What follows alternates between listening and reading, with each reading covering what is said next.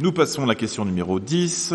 Donc, nous allons parler toujours de personnel communal avec un renouvellement de contrat.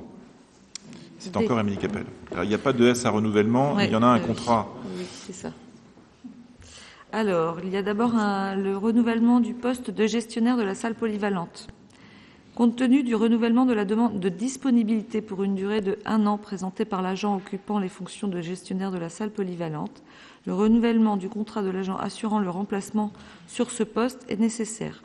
Il est proposé le renouvellement du poste pour un accroissement temporaire d'activité pour une durée de 1 an à temps complet à compter du 1er avril, afin de réaliser les missions suivantes: gérer le planning des manifestations et les réservations, accueillir et renseigner les usagers sur toute question relative à la location de la salle polyvalente, établir et répondre aux besoins logistiques des usagers en termes d'organisation et d'équipement, assurer l'entretien de la salle dans son ensemble.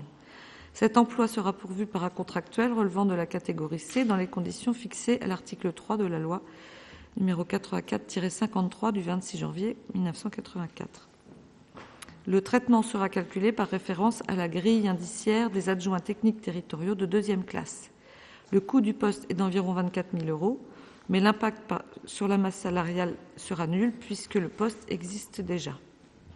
Donc, en accord avec la Commission des finances, il est proposé au Conseil municipal d'autoriser le renouvellement du contrat pour occuper les fonctions de gestionnaire de la salle polyvalente pour un accroissement temporaire d'activité pour une durée de 1 an sur un poste à temps complet selon les conditions ci-dessus, et la modification du tableau des effectifs.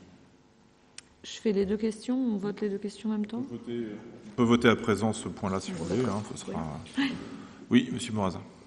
Un petit renseignement. C'est un poste qu'on a déjà abordé l'année dernière, si je ne me trompe pas. Oui, puisque c'est un... C'est donc un renouvellement de poste pour 1 an. Oui. C'est ce qui est dit dans le... Oui. D'accord. Mais oui, j'entends bien. Mais cette personne, le renouvellement ne peut avoir lieu qu'un an encore, c'est ça, hein? Encore une année.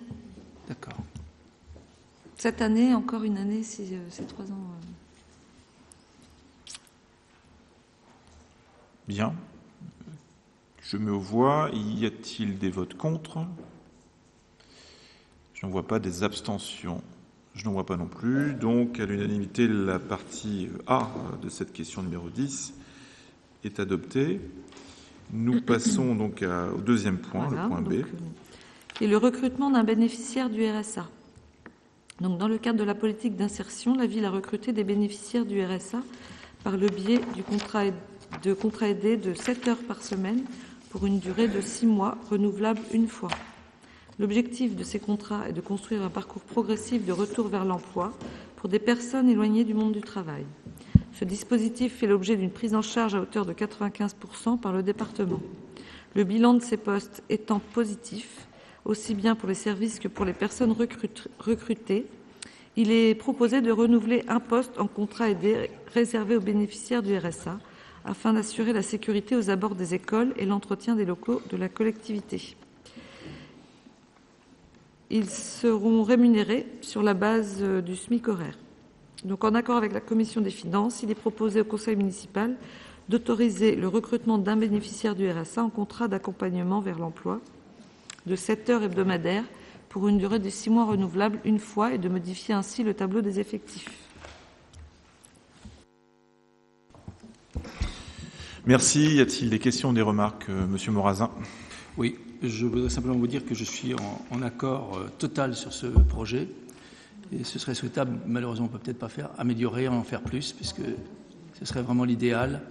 Et c'est vraiment une très bonne solution pour réintégrer des personnes en difficulté ou en très grande difficulté vers une forme d'autonomie et de reprise en main de leur destin. Merci de cette remarque. Y a-t-il d'autres prises de parole? Je n'en vois pas, donc je vais mettre aux voix pardon, Madame Leroy. Oui, mais c'est plus une question générale par rapport au personnel. Donc, il y a donc le départ du DGS qui va être remplacé par personne qui était DRH. Il y a le départ aussi de Mademoiselle Gauthier. Donc, pourriez-vous nous dire quelles réflexions sont engagées par rapport à ces différents départs? Et depuis 2 ans et demi, nous parlons de mutualisation nous avions noté que cette mutualisation avec la communauté de communes, maintenant c'est la communauté d'agglomération, avait vraiment eu un ralentissement notable. Donc on voudrait à nouveau savoir s'il y a des choses d'engagées. Donc par rapport au remplacement des personnes qui sont parties et par rapport à cette idée de mutualisation auquel nous tenions. Alors Madame Capel va vous répondre et puis je ferai un point aussi. Concernant les emplois, Madame Leroy, il y a une réflexion, bien sûr, globale à mener. Et comme vous faites partie de la commission du personnel, vous serez associé à cette réflexion. Voilà, en tout cas, le départ d'Hervé Gouello avait été anticipé avec la prise de fonction en tant que DGS de Madame Taillé. Nous l'avions annoncé déjà depuis assez longtemps. Donc, le départ d'Hervé Gouello étant effectif, c'est maintenant Madame Taillé qui fait ce travail, qui garde temporairement, ou en tout cas en termes d'observation, le volet ressources humaines entre les mains, de façon à évaluer les besoins. Ce sera à elle d'évaluer avec Émilie Capel les besoins. Donc les choses vont se faire lentement. Concernant le départ de Madame Gauthier, qui est donc nous avons appris récemment, c'est seulement depuis quelques jours, quelques semaines que nous sommes au courant. Nous avons obtenu un renfort de la communauté d'agglomération avec la venue d'un agent qui sera présent 3 jours par semaine pour venir épauler le service. Donc on a une convention qui se met en place et qui va permettre cet appoint en personnel pour venir épauler l'équipe du service finance ici. Donc c'est un exemple concret de cette mutualisation que nous remettons en route avec la nouvelle communauté d'agglomération.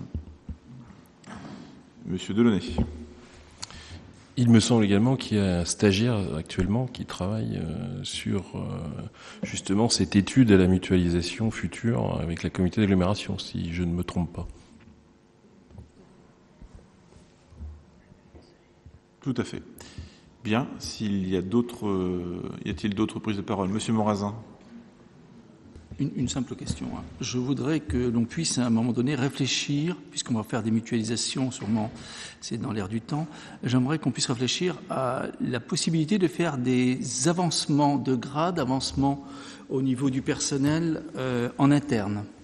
Est-ce qu'on ne pourrait pas réfléchir à ce que le personnel qui puisse changer de fonction puisse avoir des améliorations au niveau des grades et des avancements dans la carrière, parce qu'effectivement, on va se retrouver peut-être à un moment donné avec du personnel qui stagnera et qui n'aura peut-être pas de possibilité en interne, du fait qu'il y aura de moins en moins de postes. Alors, il y a des avancements tous les ans de grade. Il y a un tableau tous les ans qu'on présente à la fois en commission puis en conseil municipal. Donc voilà, il y a cette possibilité. Il y a toujours la possibilité pour les agents de passer des concours en interne, ça, on ne peut pas leur enlever ça. Maintenant, nous, on est dans le cadre légal des choses, donc, après, on y prête attention. Donc, voilà. Je crois que précisément, depuis 2 ans, le travail de Marion Taillé a été de remettre en place des protocoles d'avancement, si je puis dire, fondés sur la réglementation en cours au sein de la fonction publique territoriale. Donc, les choses se font naturellement, en toute transparence, et selon des critères les plus objectifs possibles. Nous avions déjà eu l'occasion d'en parler, mais je le répète encore ce soir.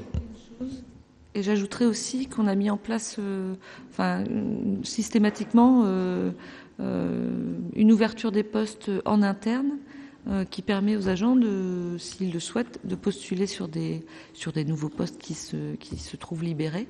Donc voilà, donc, ça permet aussi une mobilité interne intéressante. Merci. François Delaunay. Oui, comme vous l'avez vu aussi dans le budget tout à l'heure concernant la rémunération et la mise en place du RIFSEPT, il y a 40 000 € qui seront consacrés en 2017 à l'augmentation de revenus de certains agents et parmi les moins bien payés, si j'ai bien compris, d'après les rapports de Marion. Donc ça permet aussi d'augmenter les revenus de certains agents. Merci. S'il n'y a pas d'autres interventions, je vais mettre aux voix ce point B de la question numéro 10.